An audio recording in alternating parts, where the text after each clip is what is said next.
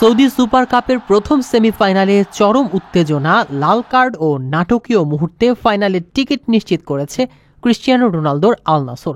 Hong Kong স্টেডিয়ামে match শুরুতেই এগিয়ে যায় আল নাসর। মাত্র 10 মিনিটে সাদিও মানে গোল করে দলকে এগিয়ে নেন, কিন্তু 16 মিনিটে স্টিভেন বারউইন গোল করে আল ইত্তেহাদকে সমতায় ফেরান। উত্তেজনার মাত্রা যখন আকাশচুম্বী, পরিস্থিতি আরও কঠিন হয় 25 মিনিটে, যখন সাদিও মানে লাল কার্ড দেখে মাঠ ছাড়েন। একজন কম থাকলেও 10 জনের দলে রোনালদোর দল থেমে থাকেনি।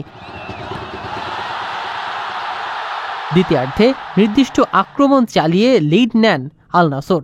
শেষ পর্যন্ত সেই লিড ধরে রেখে 2-1 গোলের জয় নিশ্চিত করে ফাইনালে উঠেছে রোনালদোর দল।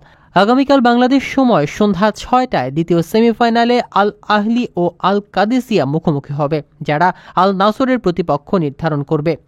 এই নাটকীয় ম্যাচে দমে না থাকা মনোবল ও সমর্থকদের উৎসাহ আল নাসরের ফাইনালে পৌঁছানোর প্রধান কারণ হিসেবে দেখা যাচ্ছে। লক্ষাধিক টাকা বেতনে কর্মী নিচ্ছে জাপান। যেতে আগ্রহীরা যোগাযোগ করুন স্ক্রিনে দেয়া নাম্বারে।